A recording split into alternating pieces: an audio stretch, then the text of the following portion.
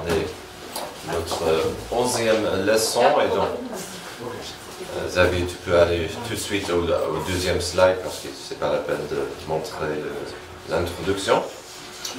Alors, aujourd'hui, c'est pas la fin de notre étude, ce n'est pas la fin du chemin de la rédemption, mais quelque part, on a vraiment quelque chose de climatique, on voit quelque chose qui arrive à son sommet. Donc, si on a regardé tout ce chemin, dès le début, où la création était parfaite, puis ruinée par le péché, ensuite on a vu au fur et à mesure Dieu qui agissait pour sauver l'humanité, Dieu qui agissait pour montrer, il a promis le salut, la victoire future, et au fur et à mesure il a donné, et c'est ça ce qui est important aujourd'hui.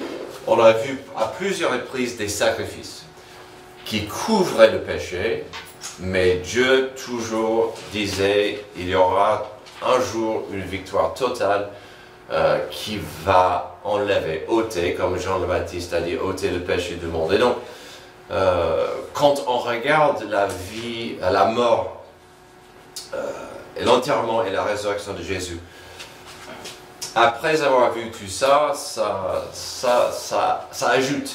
Pour moi, ça rend ça même plus glorieux, plus joyeux, plus magnifique. Donc, on va commencer avec vos notes. La petite graine d'une promesse faite par Dieu dans le jardin d'Éden est devenue l'arbre solide et massif que Dieu avait promis. Tous les prophètes, promesses, images, symboles de l'Ancien Testament qui désignaient le Messie sont accomplis en Jésus. C'est évident dans sa mort sacrificielle, sa résurrection et son ascension. Il est le dernier et parfait sacrifice et tout est accompli. Donc, on va voir, vous connaissez l'histoire. Je pense que tout le monde ici connaît bien l'histoire.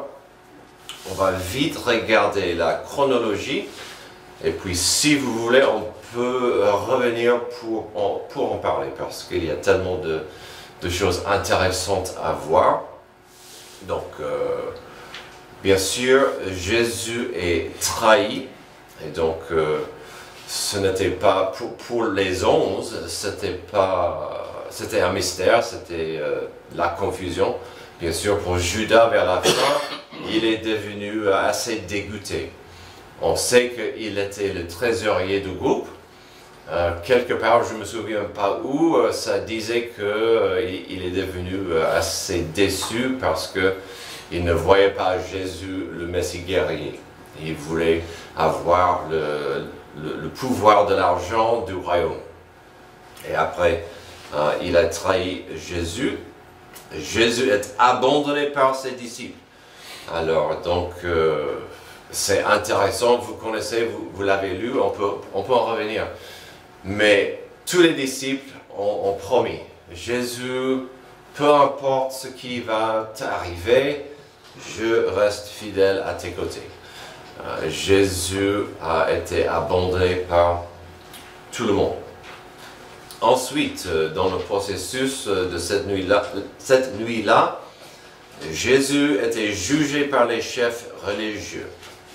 Alors, on sait bien qu'ils avaient du mal vraiment à la condamner, sauf qu'ils avaient la seule question. Ils restaient muets, ils ne répondaient pas aux questions stupides, mais quand ils ont dit « Est-ce que tu es le Messie, le Fils de Dieu ?» il a dit « Oui ».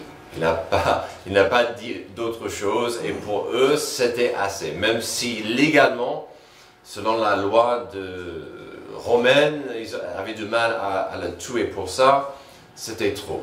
C'était vraiment ce qu'ils cherchaient. Et donc, il y avait le premier procès romain devant Pilate, qui avait du mal à trouver le moindre problème, le moindre faute en Jésus. Quand il a compris qu'il pouvait peut-être s'en débarrasser au petit roi Hérode, il a fait. C'est là où ça commence à devenir moche, parce que Hérode voulait voir Jésus, il voulait vraiment l'interroger, faire sa connaissance. Mais c'est là où, quand vous lisez, vous connaissez l'histoire, Hérode, c'est là où lui, ses soldats, son entourage commençaient à vraiment maltraiter et abuser Jésus.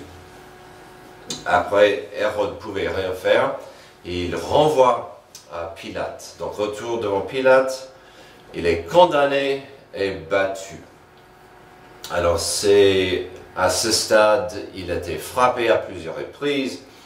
On lui a craché dessus et puis il a été fouetté.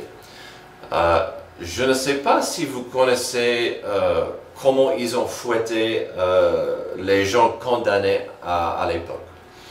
Ce n'étaient pas les petits fouets comme on voit pour les vaches, les brebis.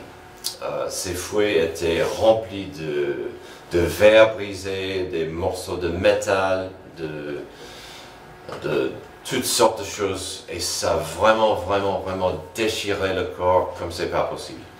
C'est pourquoi, et on le lit souvent, Ésaïe 53, vous l'avez devant vous, méprisé, délaissé par les hommes, homme de douleur, habitué à la souffrance. Il était pareil à celui face auquel on détourne la tête, nous l'avons méprisé, nous n'avons fait aucun cas de lui. Qui ici a vu la passion du Christ? La plupart. Ce n'est pas pour les gens qui ne peuvent pas voir des choses trop violentes, trop sanglantes. Ce que j'ai apprécié chez ce film, c'est que pour la première fois de ma vie, ça m'a ouvert les yeux de ce qu'il a subi, ou un peu de ce qu'il a subi. C'était choquant, ça m'a brisé le cœur de voir combien il était totalement brisé, frappé et tout ça. Et donc, voilà. Ensuite, Jésus est crucifié. Si vous voyez dans vos notes, le psaume 22 est un vrai... c'est incroyable combien le psaume 22 décrit une crucifixion. Et donc ça, c'est très intéressant à voir quand vous pouvez lire plus tard. Jésus est crucifié. Encore, même chose. Comme j'ai parlé de... Quand ils ont fouetté Jésus, la science derrière la crucifixion. Aujourd'hui, les scientifiques ou les médecins disent que même toujours aujourd'hui, c'était une des pires façons de mourir. C'était très douloureux. C'était très difficile pour le corps. Il fallait, pour respirer, il fallait soulever son corps qui mettait la pression sur les clous. Ce n'étaient pas les petits clous qu'on voit chez vous, c'était des énormes clous. Et ça durait pendant des heures et des heures et des heures. Et donc c'était un vrai combat et que personne ne pouvait convaincre ou vaincre. Et donc on voit la crucifixion de Jésus. À sa mort, vous voyez, le rideau du temple menant au sein des saints s'est déchiré en deux au moment où Jésus est mort. Et donc, vous le savez, ça s'est déchiré dans une façon miraculeuse d'en haut jusqu'en bas. Et donc, je veux en parler de ça dans quelques moments, l'importance de ça. Il est enterré. Les chefs religieux ont demandé à Pilate que l'endroit soit gardé par des soldats. Pourquoi? Parce qu'il a promis, je reviens, je vais me ressusciter. Et donc ils ont dit, peut-être ces fidèles vont voler le corps. Est-ce qu'on ne peut pas veiller à ce que personne vole le corps? Donc il y a ça. Il ressuscite des morts. Donc on approche dans la saison de Pâques, c'est la meilleure saison pour moi, pour les chrétiens. où Jésus il est ressuscité des morts. Il monte au ciel, donc Matthieu 28, il y a d'autres passages qui en parlent.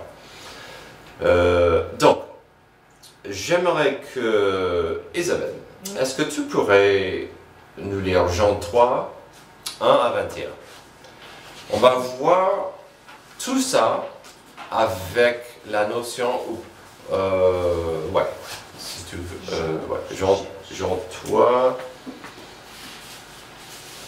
1 à 21, et on va voir un regard en arrière de ce que Jésus a parlé de la crucifixion, l'importance de la crucifixion, le symbolisme qui était là dans tout cela. Quel chapitre? Jean 3. Donc c'est Jésus qui parle à Nicodème. Ah, ok. Donc vous allez vite comprendre quand on arrive à 15, 16 et 17, une des raisons pourquoi on lit ce passage. Jean 3, 1. Oui. Mais il eut un homme d'entre les pharisiens, nommé Nicodème, un chef des Juifs, qui vint, lui, auprès de Jésus de nuit, et lui dit, « Rabbi, nous savons que tu es un docteur venu de Dieu, car personne ne peut faire ces miracles que tu fais, si Dieu n'est pas avec lui. » Jésus lui répondit, « En vérité, je te le dis, si un homme ne naît de nouveau, il ne peut voir le royaume de Dieu. » Nicodème lui dit, « Comment un homme peut-il naître quand il est vieux? Peut-il rentrer dans le sein de sa mère et naître? » Jésus répondit, « En vérité, je te le dis, si un homme ne naît d'eau et d'esprit, il ne peut entrer dans le royaume de Dieu.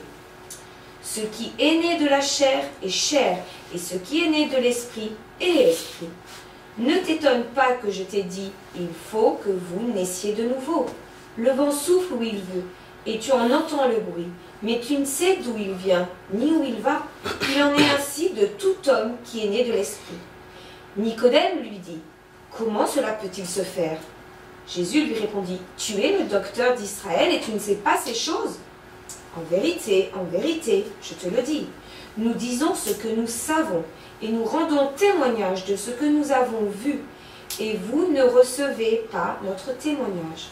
Si vous ne croyez pas que je vous ai parlé des choses terrestres, comment croyez-vous quand je vous parlerai des choses célestes? Personne n'est monté au ciel, si ce n'est celui qui est descendu du ciel, le Fils de l'homme qui est dans le ciel. Et comme Moïse éleva le serpent dans le désert, il faut de même que le Fils de l'homme soit élevé, afin que quiconque croit en lui ait la vie. Car Dieu a tant aimé le monde qu'il a donné son Fils unique, afin que quiconque croit en lui ne périsse point, mais qu'il ait la vie éternelle. Dieu, en effet, n'a pas envoyé son Fils dans le monde pour qu'il juge le monde, mais pour que le monde soit sauvé par lui. Celui qui croit en lui n'est point jugé, mais celui qui ne croit pas est déjà jugé, parce qu'il n'a pas cru au nom du Fils unique de Dieu. Et ce jugement, c'est que la lumière étant venue dans le monde, les hommes ont préféré les ténèbres à la lumière, parce que les œuvres étaient mauvaises.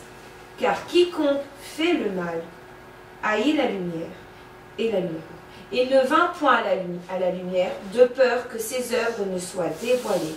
Mais celui qui agit selon la vérité vient à la lumière, afin que ses œuvres soient manifestées, parce qu'elles sont faites en Dieu. Merci.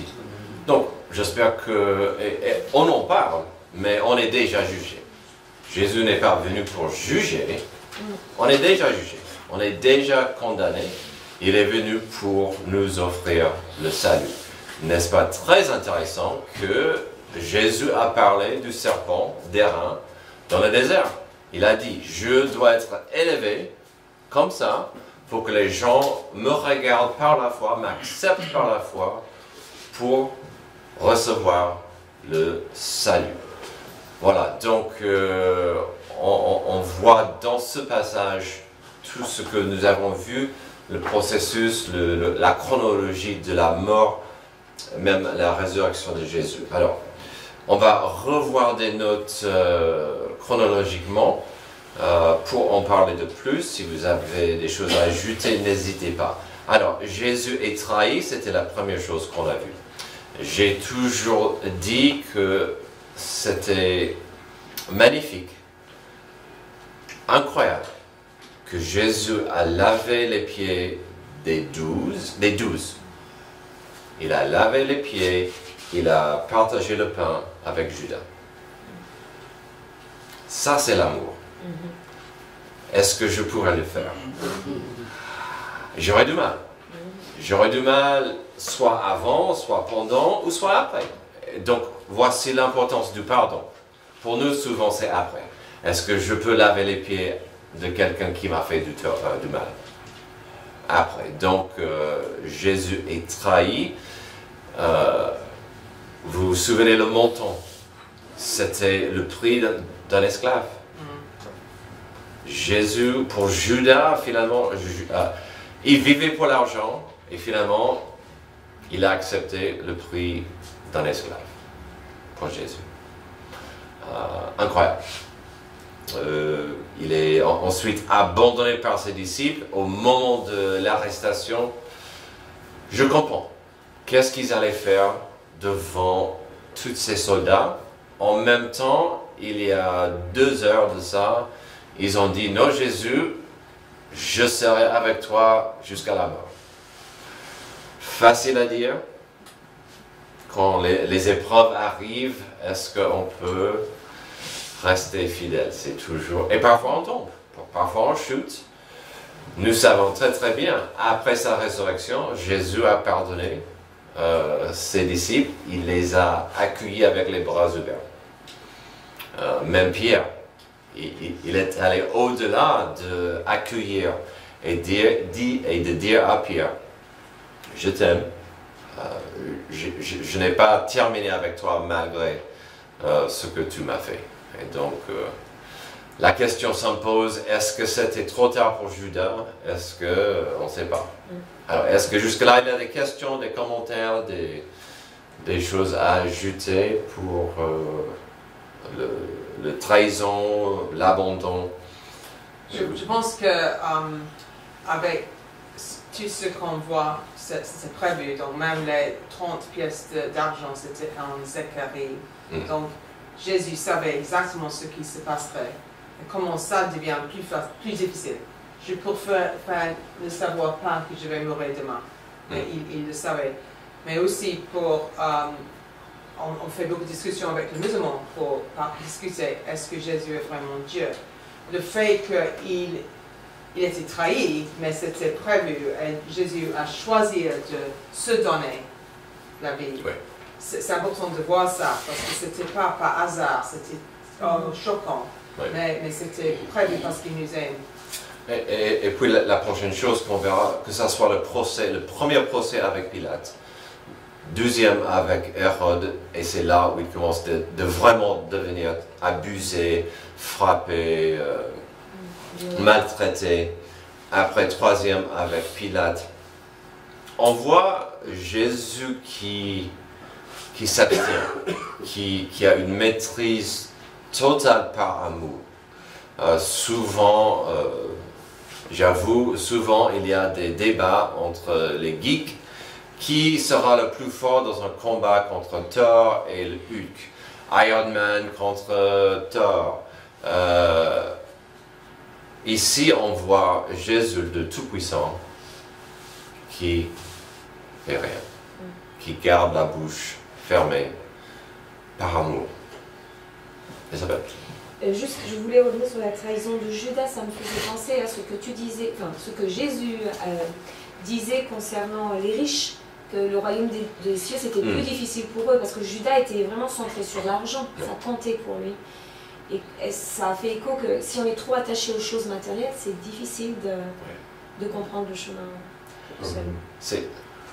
C'est intéressant parce que c'est facile d'oublier Judas quand on parle des riches et combien c'est difficile pour eux d'entrer au ciel. Mais ça, c'était son Dieu, caché, son idole. Antoine.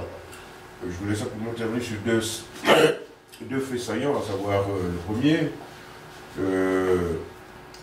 la libération des Israélites en Égypte. Parce qu'il y a eu on peut parler de deux libérateurs.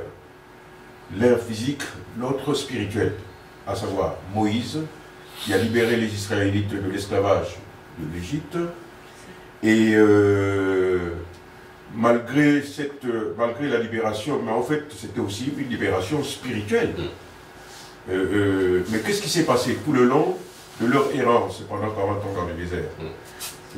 On assistait à des actes de rébellion jusqu'à ce qu'il y ait que Moïse plante le serpent d'airain dans le désert.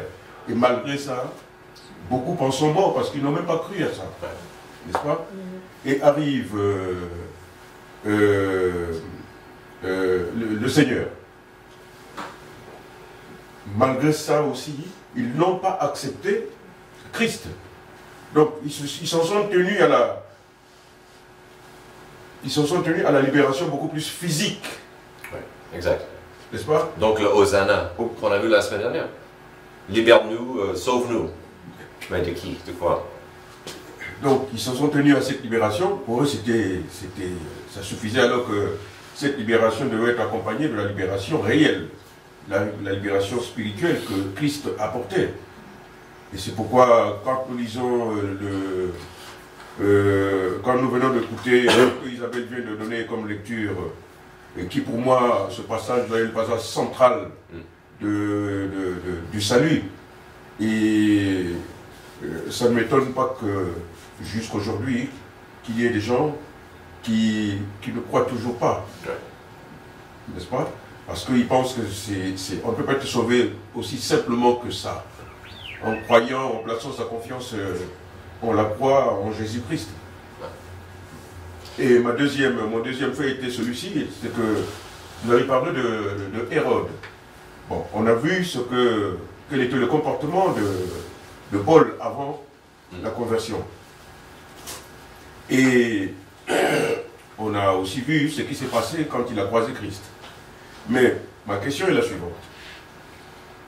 N'eût été tous ces tumultes qui avaient empêché, parce que c'était mouvementé, tous ces tumultes qui ont empêché Hérode de voir Christ personnellement, Jésus-Christ, ma question est la suivante. Mais quelle aurait été la position d'Hérode si réellement il avait vu Christ? Est-ce qu'il se serait comporté comme Paul par la suite? Je me suis toujours posé cette question. Peut-être la réponse se trouve à la fin du passage qu'Isabelle a lu. Les gens ont peur de la lumière. Amen. Ça fait fuir beaucoup de gens. Amen. Amen. Et puis, mais aussi c'était le plan de Dieu que Jésus devrait mourir. Donc même avec les disciples, quand il montre les cicatrices de ses mains, il dit après il a donné la capacité aux disciples pour comprendre les Écritures. Avant il a dit plusieurs fois je vais mourir, le troisième jour je ressusciterai, mais enfin il a fait qu'il pourrait comprendre. Donc je pense avec Hérode, c'était nécessaire un peu. il y avait le voile. Oui, parce que Jésus devait mourir. Donc c'est un peu, oui, on a la liberté, on a le choix, c'est notre faute, c'était sa faute. Mais aussi, c'est un peu Dieu qui fait des personnes aveugles pour faire ces Et puis ça ajoute à ce que j'allais dire. J'ai grandi avec cette histoire. Je savais qu'il était frappé, fouetté, craché dessus. Mais quand je relisais, réétudiais ça, il n'y avait pas de raison pour tout ça. Il n'y avait pas de raison. La seule raison que je peux trouver, c'est que l'homme est méchant. Les gens dans le pouvoir, ils ont fait ce qu'ils pouvaient, parce qu'ils pouvaient.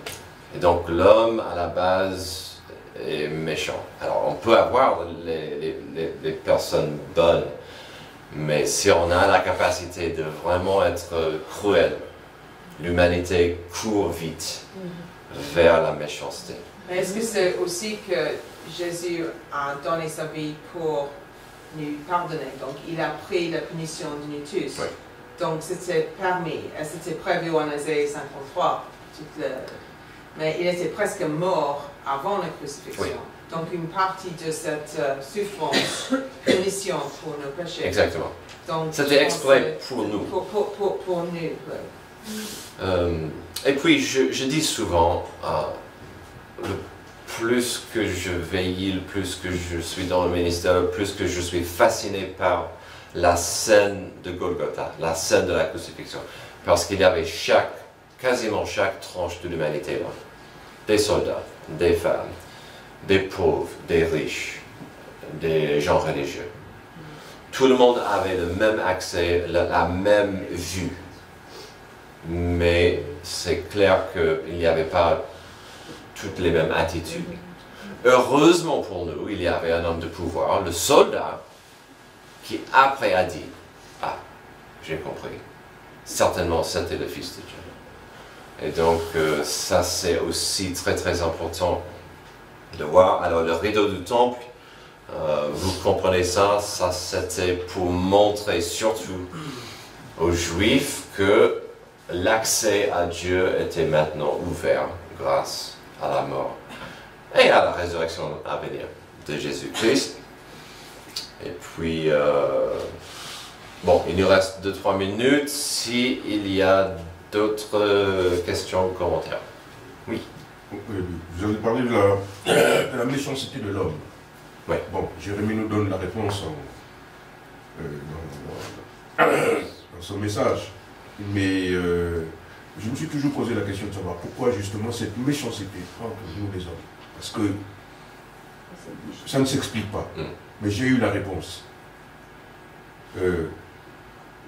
On peut dire, bon, j'aime pas le pasteur parce qu'il n'est pas de ma famille, ou bien il n'est pas de la couleur, nous n'avons pas la même couleur de peau. Mais à la base. Et que j'aime Xavier parce que nous avons la même couleur de peau. Ah, ok. Bon. Maintenant, j'ai compris que, finalement, à la base, je suis reparti à Caïn et Abel, j'ai dit, mais ils étaient de même père, même mère. Et pourtant, mais il y a eu une animosité qui ne peut pas s'expliquer. Un orgueil. Un orgueil. Un orgueil. Un orgueil. Et donc, même si ceux-là de même mère, même père peuvent s'entretuer, combien à plus forte raison, c'est qu'ils ne sont pas de la même famille. Donc, tout part de... C'est le cœur de l'homme qui est comme ça. Et ce que tu dis est fascinant parce que pourquoi il y avait la différence finale entre les deux? Les deux sacrifices, l'un était agréé à Dieu, de l'autre pas. L'un était fait selon la volonté de Dieu par la foi, l'autre était fait pour montrer ce dont je suis doué, et ce que je peux faire. Et donc ça revient à notre attitude envers Dieu. Est-ce que je veux marcher avec lui, plaire à Dieu, ou est-ce que je veux être plus fort, plus glorieux? Mais dans son silence, le Christ a démontré aussi aux hommes, parce que les hommes voulaient qu'il soit faible, le Christ. Et Dieu a montré sa puissance, sa force en lui, de montrer que c'est Dieu. Et eux, c'est ce qu'ils voulaient qu'ils tentent. Ils l'ont tenté de manière qu'il va répondre, qu'il va faire des choses. Mais dans son plan à lui et dans le plan du Père aussi, a montré que lui est Dieu et qu'il peut garder son calme, son silence et son amour. Sans cela, il n'y aurait pas eu de salut. Amen. Bon, c'est avec ça qu'on va terminer. Je voulais juste ajouter un dernier détail qui n'est pas dans vos notes. Beaucoup de chrétiens ont dit, si la résurrection était fabriquée, ils n'auraient jamais dit que les femmes ont trouvé Jésus. C'était les premiers à qui il s'est montré. Parce qu'à l'époque, les femmes étaient du 12e rang. Donc déjà, ça c'est... Et donc ça c'est une belle vue à la grâce. Que Dieu, peu importe, femme, homme, Dieu s'est montré à la première personne qui était là, homme ou femme. Et donc, grâce à Dieu... Il a choisi le meilleur. tout ça pour attraper la boulette du jardin d'Éden. Bon, merci.